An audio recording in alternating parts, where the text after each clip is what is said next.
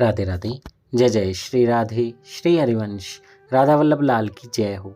सभी संतों हरिभक्तों की जय हो। पूज्य गुरुदेव महाराज की जय हो। हरिवंश महाप्रभु की जय हो। बांके बिहारी लाल की जय हो। जय श्री राधे। बहुत बहुत स्वागत है आपका हमारे चैनल में। सबसे पहले बोलिए बांके बिहारी लाल की जय हो। हमारे कुंज बिहारी लाल की जय हो। जय हो। जय श्री राधे। अक्षय तृतीया की बहुत बहुत बधाई आपको। अक्षय तृतीया आने वाली है और क्यों माना जाता है कि अक्षय तृतीया बहुत शुभ होती है। क्या होता है अक्षय तृतीया के दिन, क्यों इसे इतना शुभ माना जाता है, इसके बारे में बहुत सारी बातें प्रचलित हैं। लेकिन आइए आज हम आपको कुछ बातें बताएंगे जिसके कारण ये कहा जाता है कि अक्षय तृतीया बहुत शुभ है। और उसकी कुछ पॉइंट्स ऐसे हैं जो अक्षय तृतीया मनाई जाती है और उसके साथ साथ क्या हुआ था, ऐसा क्यों मनाई जाती है, ये हम सब डिस्कस करेंगे। इसलिए आप वीडियो को लास्ट तक ज़रूर देखिएगा। जय श्री राधे श्री हरिवंश। तो अक्षय तृतीया की 7 बातें। जय हो जय हो जय हो। तो सबसे पहले क्या हुआ था? भगवान परशुराम का अवतार। जय हो। जी हाँ, भगवान परशुराम का अवतार अक्षय तृतीया के दिन ही हुआ था। पौराणिक मान्यताओं के अनुसार माने तो भगवान श्री हरि के छठे अवतार हैं परशुराम जी, और आज के दिन ही उनका प्रकाट्य हुआ था।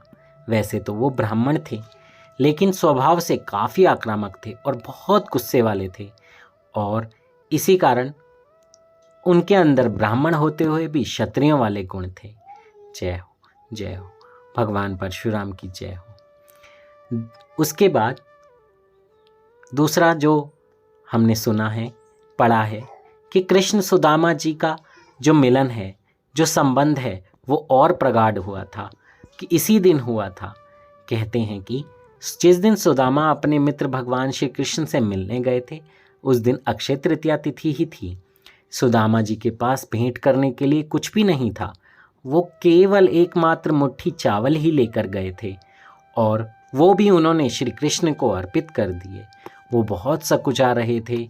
उनकी बीवी ने फिर भी कहा था कि आप कुछ मांग लेना, इन चावलों के बदले ही मांग लेना, पर सुदामा जी ने तो कुछ नहीं मांगा। जो लाए थे वो भी श्री कृष्ण को ही अर्पित कर दिया, और उनके इस भाव के कारण ही कन्हैया ने उनकी झोंपड़ी को महल बना दिया। जय हो जय हो।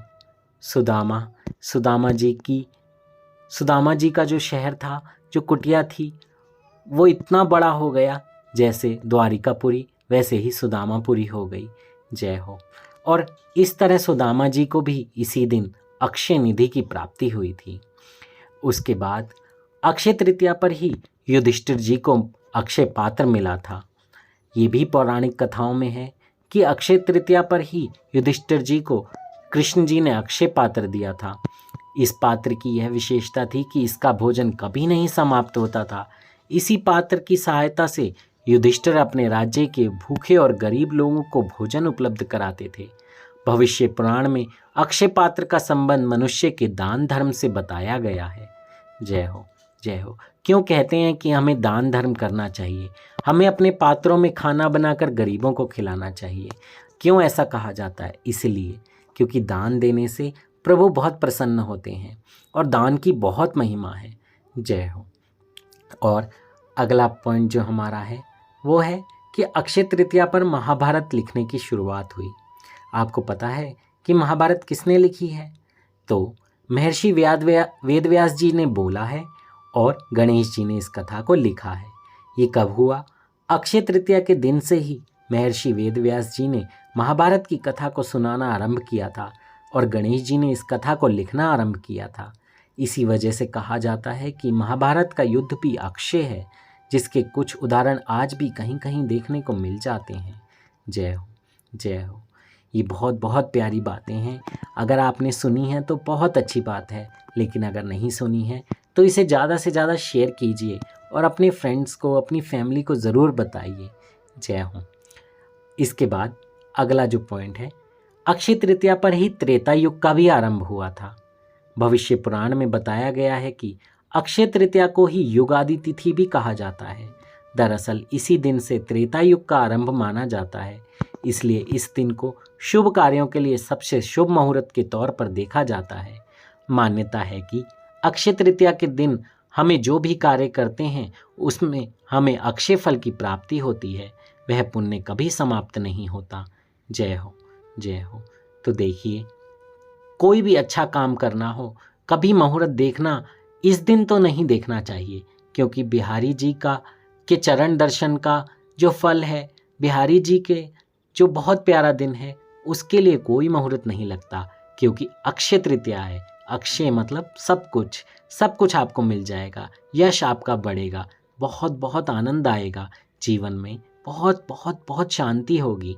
इसलिए कोई भी अच्छा काम शुरू करना हो तो किसी से पूछने की भी ज़रूरत नहीं। अक्षय तृतीया वाले दिन हर समय, हर पूरा दिन, हर सेकंड बहुत अनुकूल है, बहुत अनुकूल। और हमारा आखिरी पॉइंट कि अक्षय तृतीया पर ही गंगा जी का अवतरण भी हुआ था। जय हो। जी हाँ, माँ गंगा, हमारी गंगा मैया।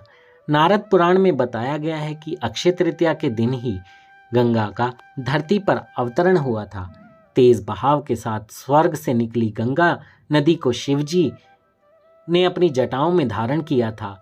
फिर भगीरथ के प्रयासों से देवी गंगा धरती पर अवतरित हुई थीं। जय हो, जय हो। कितनी प्यारी प्यारी बातें हमें यहाँ पर पढ़ने को, सुनने को मिली। आप भी ये सारी बातें अपने घर पे, अपने दोस्तों के साथ, अपनी फैमिली के साथ शेयर कीजिए। जय हो। और सबसे बड़ी बात, इस दिन एक बात तो मैं बताना भूल ही गया जो सबसे अच्छा है, क्या कि हमारे लाडले, हमारे प्यारे, हमारे राज दुलारे बिहारी जी के चरण दर्शन होते हैं। उन चरण दर्शनों का लाभ लेने के लिए बहुत से लोग वृंदावन आते हैं, बहुत भीड़ होती है। पर अगर आप नहीं जा पा रहे हैं तो कोशिश कीजिए कि आपको चरण दर्शन फेसबुक पर हो जाए। आजकल तो लोग रील्स वगैरह बना ही लेते हैं, फ़ोटोज़ मिल ही जाती हैं। तो कोशिश कीजिए आप जा पाएँ, क्योंकि वृंदावन जाना ही अपने आप में एक बहुत बड़ी बात है। बहुत बहुत प्यारे हमारे एक संत हैं, उनके मुख से मैंने एक बहुत प्यारी बात सुनी थी। कहते हैं कि जब आपके मन में आए कि चलो वृंदावन जाना है, जल्दी चलेंगे, तो समझ लीजिए कि ठाकुर जी ने याद किया है। फिर आपने अगर टिकट विकट करा ली, सब हो गया, तो भी समझिए कि ठाकुर जी ने याद किया है, बड़ी कृपा है। फिर अगर आप वहाँ जाने लगे, रास्ते में हैं, पहुँच रहे हैं, तो आप यही मानिए कि ठाकुर जी की ही कृपा हो रही है, मैं जा पा रहा हूँ। आप वृंदावन के गेट पे पहुँच गए हैं, तब भी आप यही मानिए कि ठाकुर जी की बहुत कृपा है, मैं यहाँ तक आ गया। हाँ, लेकिन जब आपने अंदर कदम रख दिया, दंडवत प्रणाम कर दिया, आगे बढ़ने लगे, तो बस हाथ उठाकर ये बोल देना कि मेरी लाडली जू की कृपा है, मैं यहाँ पर आया, मेरी लाडली जू ने मुझे याद किया, मुझे बुलाया है। पहले तो ठाकुर जी ही याद कर रहे थे, पर अब मेरी लाडली जू ने किया था याद, मैं आ गया, मैं पहुँच गया। तो लाडली जू और लाल जू दोनों एक ही हैं, कोई अलग नहीं है। तो अपनी लाडली जू से भी प्रार्थना कीजिए कि जल्दी से जल्दी वृंदावन बुलाएं और बिहारी जी के चरण दर्शनों तक हम पहुंच जाएं। जय हो, जय हो। मेरा ये सौभाग्य नहीं बन पा रहा है कि मैं जाऊं, पर मैं कोशिश ज़रूर करूंगा कि मैं घर बैठे बैठे ही जल्दी से अपने बिहारी जी के दर्शन करूं, ठाकुर जी की सेवा विराजमान हो घर में, ये भी भाव रहे। हम तो अपने ठाकुर जी का चंदन श्रृंगार करते ही हैं। आज से चंदन श्रृंगार का भी सौभाग्य शुरू हो जाता है। आपके घर में भी ठाकुर जी हैं तो चंदन श्रृंगार कीजिए, इस दिन से शुरू हो जाएगा और फिर चंदन यात्रा भी शुरू हो जाती है। ऐसे ही बहुत बहुत बहुत पुण्य दिन है, बहुत सारे शुभ कार्य होते हैं। चंदन यात्रा शुरू होती है, गंगा मैया धरती पर आई थी, भगवान परशुराम का अवतार हुआ था, सुदामा श्री कृष्ण जी से मिले थे, बहुत सारी बातें हमने यहाँ पर सुनी है ना। तो आप भी इस दिन को बहुत बहुत अच्छे से मनाइए, धूमधाम से मनाइए। ठाकुर जी के चरणों में बस यही प्रार्थना कीजिए कि हम आपकी सेवा में बने रहें, हमसे कोई दूरी ना हो, हमसे कोई गलती भी ना हो, आप अपनी कृपा बनाए रखें। गलती हो भी जाए तो आप क्षमा कर दें। जय हो। मुझसे भी बोलने में कोई त्रुटि हो गई हो तो क्षमा कर दीजिएगा। जय श्री राधे। श्री हरिवंश। राधा वल्लभ लाल की जय हो, जय हो, जय हो।